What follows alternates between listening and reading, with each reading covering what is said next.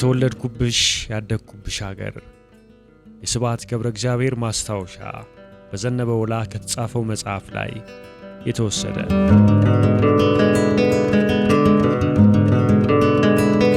በሀገራችን በየትኛውም አቅጣጫ ብትሄድ በአብዛኛው የምትመለከተው ጎጆ ቤትና ውብ መልክዓ ምድር የገበሬውን ሕይወት፣ እንስሳቱንና እርሻውን፣ መስኩን ታያለህ። በከተሞቹ አካባቢ ስትዘዋወር አንድ አስፓልት መንገድ፣ ጥቂት የድንጋይ ቤቶችና ሱቆች ያጋጥሙሃል። አንዱ ካንዱ ሀገር የሚለየው በሕዝቡ ነው። ልዩ ልዩ ባህል ታስተውላለህ። ለጆሮህ አዲስ የሆኑ ቋንቋዎች ትሰማለህ። ይህ ነው ትልቁ ጸጋህ፣ ትልቁ ደስታህ። ሰው ነህና ከሰዎች ጋር ትሆናለህ። ቀደም ብሎ በነበረን እምነት ሕዝቤንም አገሬንም እወዳለሁ ብዬ አስቤ አላውቅም። ወጣት ስለሆንኩ ከሰው ጋር መኖርን ነበር ያስቀደምኩት። ርቄ ሲሄድ ግን ይችን አገርና ሕዝብ እንደምወድ ተገለጠልኝ አለኝና አሳለው። ሳስሎም እንዳበቃ ይኸውልህ፣ ሳሎቹም ለእኔና ላንተ ውይይት እጅ ይነሳሉ። አሳቀኝ። ውጭ አገር ሆኜ ናፍቆቴ ተቀሰቀሰ። አሃ ለካስ አገሬን እወዳታለሁ። ይህኔ የአስቴር አወቀን ዘፈን ታስታውሳለህ። እኔም አገር አለኝ የሚታይ በሩቁ። ዘፈኑ ትዝ ይላል? አዎ። አሜሪካ 7 ወር ቆይቼ ስመለስ መጀመሪያ የናፍቆቴ መወጫ ያደረግኩት ምን መሰለህ? ምን አደረግ? ዞር አልኩና መንገድ ዳርሸን ነው። ፈገግታ ተለዋወጥን። አካባቢውን በመበከል ከሚጠየቁት አንዱ ነህ። ልክ መዝግብ። እኛም የምንጠቁምባቸው ወይም የምናጋልጠው አይጠፋም። ወዴት? ዞሪያ ያያቸውን ጠቅላይ ግዛቶች ከማህበረሰባችን ኑሮ እያስተዋልክ የተማርከውን አጫውተኝ። የ10 ዓመት ልጅ ሆነ ከትግሬ ጠቅላይ ግዛት ወጣህ። ደግመ የተጓዝክበትን ምስል በማሳየት ብትጀምርልኝ ደስ ይለኛል። ትግራይ ደጋግሜ ሄጃለሁ። በትግራይ ከጀመርኩ ይበዛል። በቂ የቴፕ ክር ላይኖር ስለሚችል አጠር አድርገህ ልታሳየን ትችላለህ። አጠር አድርጌ ላሳየህ አልችልም። የያዝነው ርዕስ ሰፊ ነዋ። እሺ፣ ደስ እንዳለ። ነቀምት ሄጃለሁ። በወቅቱ የደረጀ ዴሪሳ ሰርግ ይካሄድ ነበር። እሺ፣ ጋባዣችን እማማ የሽመቤት ሀገሬ ነው የምድር አሉና ጋበዙን። መጀመሪያ እዚህ አዲስ አበባ ገባና ደግሞ እናቱ ሊድሩት እዛ ተጓዝን ማለት ነው። ገብቶኛል። እዛ ነው ከኦሮሞ ባህል፣ ወግ፣ አስተሳሰብ ጋር የተዋወቅኩት። ሚዜ ወይስ አጃቢ ነበርክ? እኔ እንጃ። ለቀምት ከተማ ውስጥ ነው ወይስ ወጣ ይላል? ነቀምቴ ነው ደግሞ ሲጠራ። እሺ አልኩ እየፈገግኩ። ሰርጉ ምኑ በሽበሽ ነበር። በቃ ተው፣ እንደ ማንም ሰርግ እንበለው። እማማ የሽመቤት ማን እንደሆኑ አሳይቻለሁ። አሁን ፖሊስ ይኑር ብለው ያወጉ ነው። እርሱን ከሆነ አካካዩ በሚለው ምዕራፍ ላይ አጫውተኝ፣ እዛ አስፍሬዋለሁ።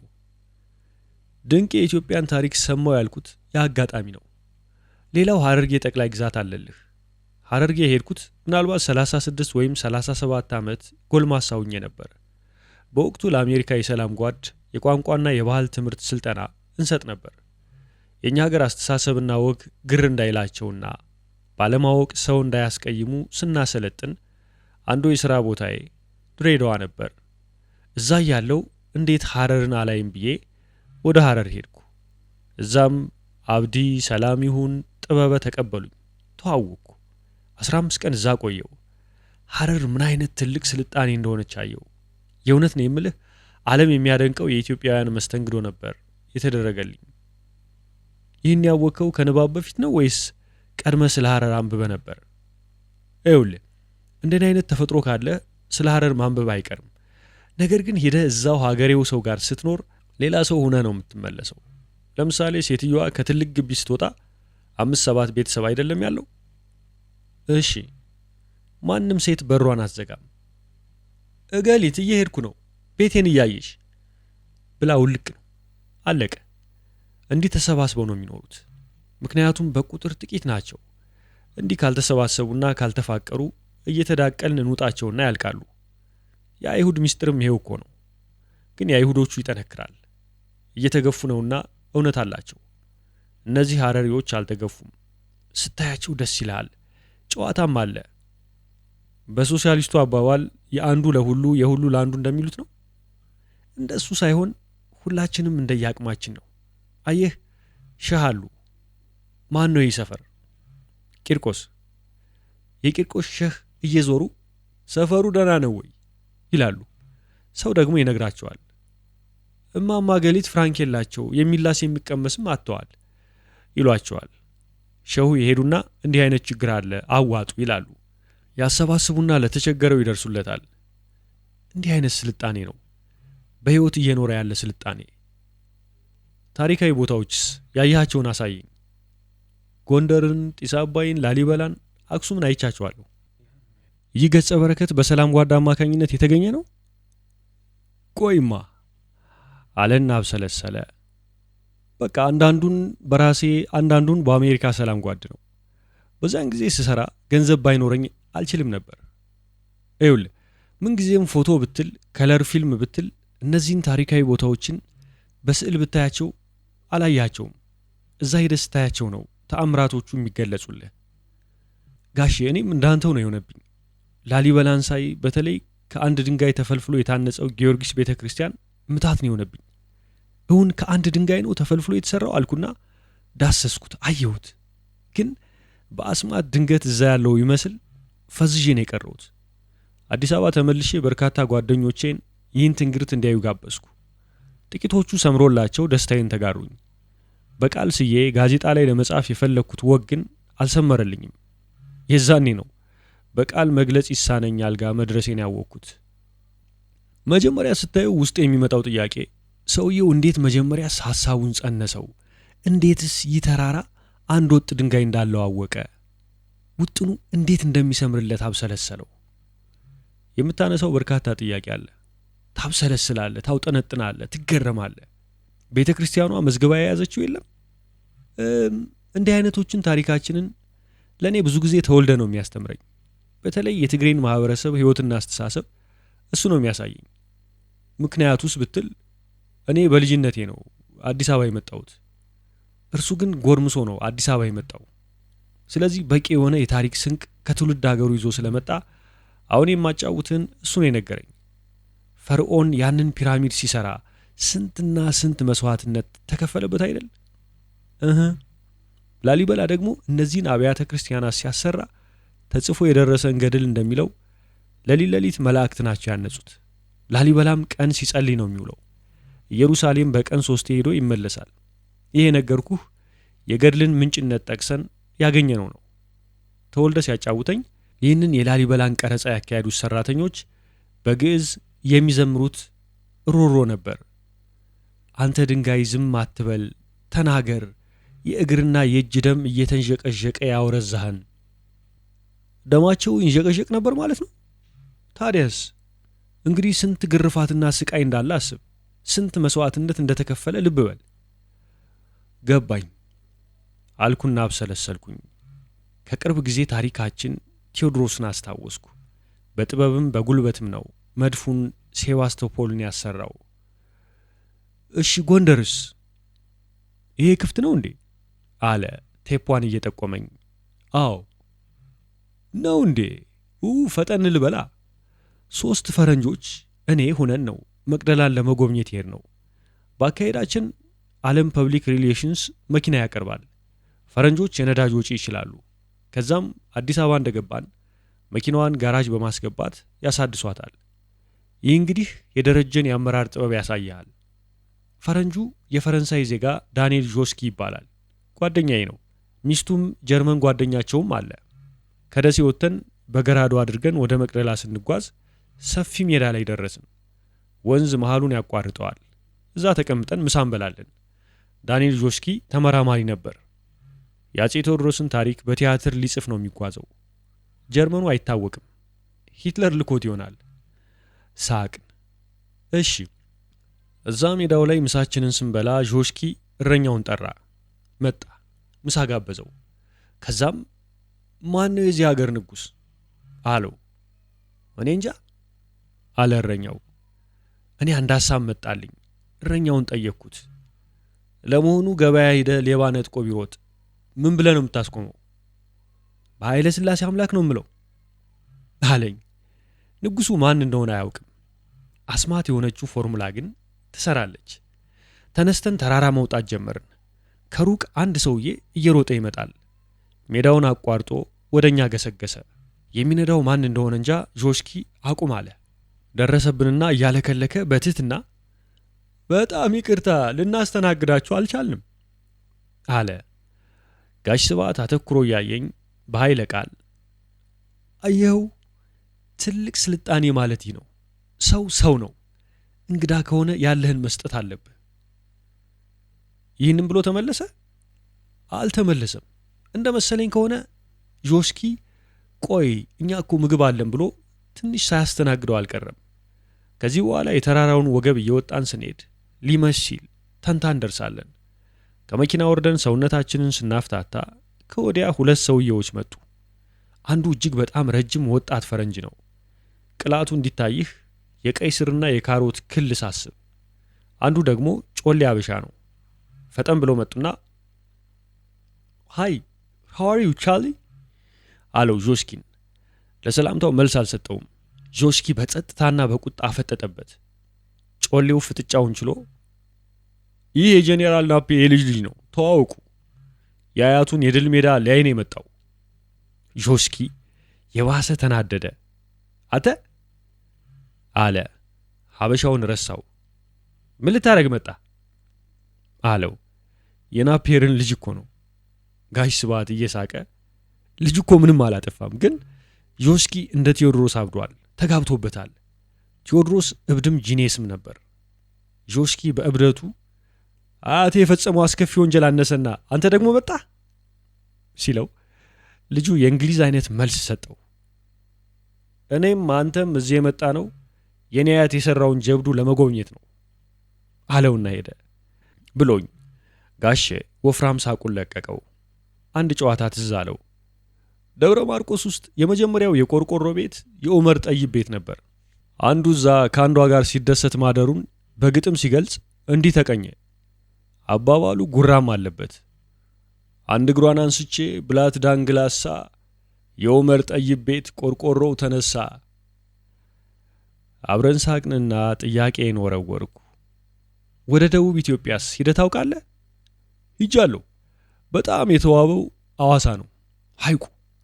ከሐይቁ ጋር አገሩ ውብ ነው። ከተማዋም ደስ ትላለች። መሰረቱን የጣሉት ልዑል ራስ መንገሻ ስዩም ናቸው። በእውነት አደገኛ ሰውዬ እኮ ነው ልዑል ራስ መንገሻ። አዋሳን ስታይ በዘፈቀደ ሳይሆን በዘመናዊ ፕላን የተሰራችው። በወቅቱ አዋሳን አልፈን ዲላ ተጋብዤ ሂጃለሁ። 20 ምናምን ዓመት ቢሆነኝ ነው እድሜ። የታላቅ እህቴ ልጅ ጋብዞ ጠራኝ። በእድሜም ይበልጠኛል። እዛ ሂጄ ተስተናገድኩ። ሚስቱ ጉራጌ ናት። ታውቅበታለች መስተንግዶውን። ዞር ዞር ብለን እንምጣለና ወሰደኝ። አሁን ስገምት እርግጠኛ ባልሆንም ከቤቱ የግማሽ ሰዓት መንገድ ሂደን ሐውልት አለበት ቦታ ደረስን። በእኔ ግምት ከአክሱም ሐውልት ትንሽ የሚያጥሩ የወደቁ የድንጋይ ሐውልቶች ናቸው። ቅርጻቸው እንዳለ የወንድ ልጅ ብልት ይመስላሉ። ተው እንጂ በእውነት ቁል አልኩ እኮ እየሳቀ። ልክ ነህ፣ ግን እንኳን ነግረውን ስናየውም አናምንም አለና አብረን ሳቅን። የሴት ልጅም ብልት ጨምሮ እንዲህ አይነት ሐውልት ታይዋን ውስጥ አለ። ፈጣሪዎቻችን ብለው የአምልኮ ስርዓት ይፈጸምበታል ብለህ ነበር። አዎ፣ ሀገሩ ግን ህንድ ነው። ኦሪት መሰረት አድርጎ ክርስትና በዚህ በኩል እስልምና በዚያ በኩል አልሆነም። ልክ እንደዛ ከሂንዱይዝም ቡድሂዝም ይወጣል። ህንድ ስትገባ የሌላ አማልክት የሌላ አምልኮ የለም። ያልከውም የመደሰቻና የመራቢያ አካሎቻችን ሐውልት ተሰርቶላቸው እንደ ፈጣሪ ይመለካሉ። ደቡብ ኢትዮጵያን ስናነሳ አርባ ምንጭን አይቼዋለሁ። ከምንጩም በቦይና ቅጠል ቀርቼ ጠጥቻለሁ። ሲጣፍጥ ጣዕሙ የገነት ውሃ ማለት ነው ሲል ጋሼ ገነትን ታውቃታለህ? በመንፈስ ትግራይ የሄድከው መቼ ነው? ከዓመታት በኋላ ወደ ትውልድ ሀገር ሄድኩ። የዛኔ የገረመኝ ይኸውልህ፣ ከመኪና ወረድኩ፣ በእግሬ ሄድኩ። ከዛ ቤታችን ከማዶ ሲታይ እናቴ ያገኘችኝ። እልልታዋን አቀለጠችው። ሁልጊዜ እኮ ወደ ላይ ዝም ብላ ነው ማውቃት። በጣም ገረመኝ። እልል የሴቶች ቋንቋ ነው። እኛ እኮ እልል አንልም ነሽጥ ካላደረገን በስተቀር አለና ሳቀ። እኔም በሳቁ ተከተልኩት። በሚወራው ቁም ነገር ውስጥ እንዲህ ጣል የሚያደርጋቸው የራሱ የሆኑ ለዛዎች አሉት። እንግዲህ ቆየው ደስ የሚል ጊዜ ከወላጆቼ ጋር አሳለፍኩ። ቀናት አለፉ። አዲስ አበባ ተመለስኩ። እንዲህ ስትል አያሌ ምልልሶች ይኖራሉ። ከረጅም ዓመታት በኋላ አባቴ ሞቱ። እንግዲህ በአገሩ ባህል ሬሳውን አሳድረው ነው የሚቀብሩት። እንደ ሞቱ በየኮረብታው ላይ ኡኡ እየተባለ ይጮሃል። ጩኸቱን ይቀባበሉታል። እገሌ ገሌ ሞተዋልና ቅበሩን ይላሉ እየተባለ ይለፈፋል። ያኔ የሚታወቀው ዘመድ አዝማድ፣ ጎረቤት፣ ወዳጆቻችን ይመጡና ሟቹን ይሸኙታል። እንዲያም ሆኖ ለቀብር የማይደርስ አለ። 2-3 ቀን አይደለም 15 ቀን የሚርቅም አለ። እርሱን ለመካስ አጎበር የሚባል የቀብር ስርዓት አለ። አጎበር ማለት ሬሳ የሌለበት እርም ማውጫ ነው። ልክ እርም ማውጫ ነው። ያኔ ለአቦይ አጎበር ነው የምንደርሰው። ከአዲስ አበባ ተነስተን ሳይ ታውቃለህ፣ ሰው ግልብጥ ብሎ መጣ። አየህ አቦይ ለካ ቀብር ካለ ይሄዳሉ፣ ሰው ከታመመ ይጠይቃሉ። ስለዚህ እሳቸውን ለመሰናበት የመጣው በሺዎች የሚቆጠር ህዝብ ነው። ያኔ ነው በጣም የገረመኝ። ያ ወዴት ይወስዳል መሰለ? እዚህ ሀገር መጥቼ በቀይ ሽብር ዘመን አደጋዎችን እኔ እውር ሁኜ ሳልፋቸው የአቦይና የወለላይ ውቃቢ መልአክ እየጠበቀኝ መሆን አለበት። በእኔ ቢሆን ነጎድጓድም ይገባኛል። ከረጅም ጸጥታ በኋላ የት ነን አለ ጋሼ። የጨዋታው ውል ሲጠፋው የተለመደ አጠያየቁ ነው።